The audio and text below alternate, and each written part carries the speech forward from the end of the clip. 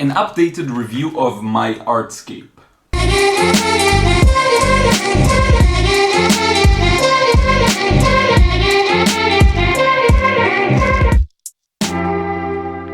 What's up friends, Liron here. Thank you for joining me in another video, and in this one we're gonna give an updated review of MyArtscape paints. Honestly, I wanted to do this video for a while, but I kept postponing it because I had other ideas, and the moment I have an idea, I like to act upon it. So if I have a really good idea for another video, I just record that video, you know, and so I kept pushing the date back and back because I have a stack of videos, and it just got to a point where I would, like, thoughts would creep in of like, I have to already do this review because I don't feel like the first review gave enough information, and so I'm not gonna do a demo or anything like that. It's just gonna be face to face, you and me.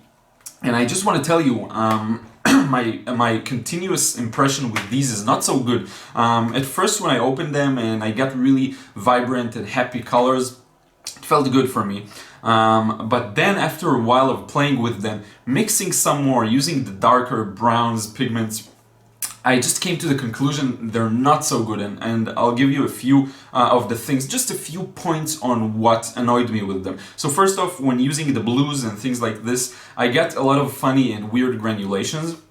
I also got a weird granulation when I mixed the lemon yellow right here and the sap green here, and also the deep green. I don't know, just all sorts of combinations, and this sometimes can happen with cheaper paints because they use sometimes too many different pigments in one to save money. Maybe one pigment is cheaper than another, so they saturate the tube with that one and just a bit of the one that you get for a quality brand. So that's the first thing that kind of annoyed me. Now the second is, I'm not sure about it. I didn't yet do a light fastness test, and honestly I just don't feel like doing it because I don't really like them, but I think the colors have shifted a bit from the painting I did the last time. Let me show you.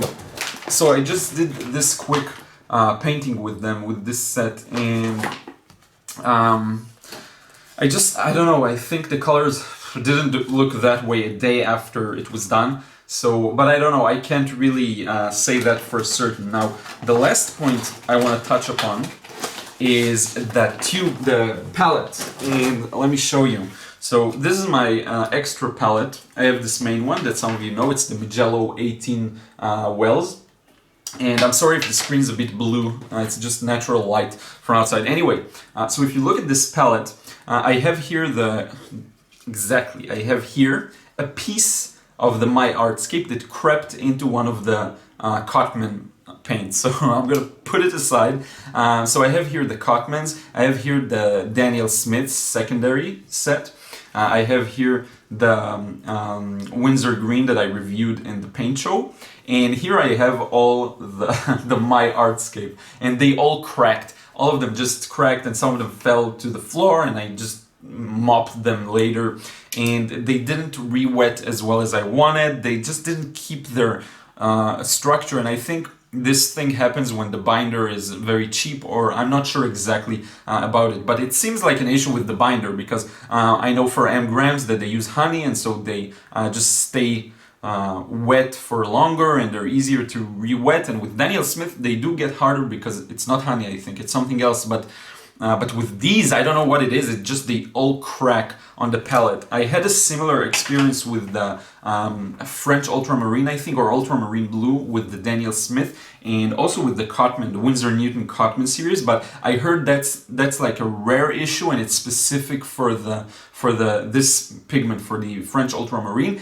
And also I think it's just when I had a small quantity, because right now I do have French Ultramarine dried here and nothing happens to it, doesn't crack or anything, but when it just gets to a really small quantity and there's not enough contact with the surface of the wells, it may just come off as a whole. This one cracked like many parts and just a disaster. So again, I don't recommend these. It's really a shame because it's a really good cost-effective set, but what I do say you can do with it, if you just want to practice your if you already got it and you want to practice your brush stroke techniques and things that don't really matter as long as you have some kind of paint.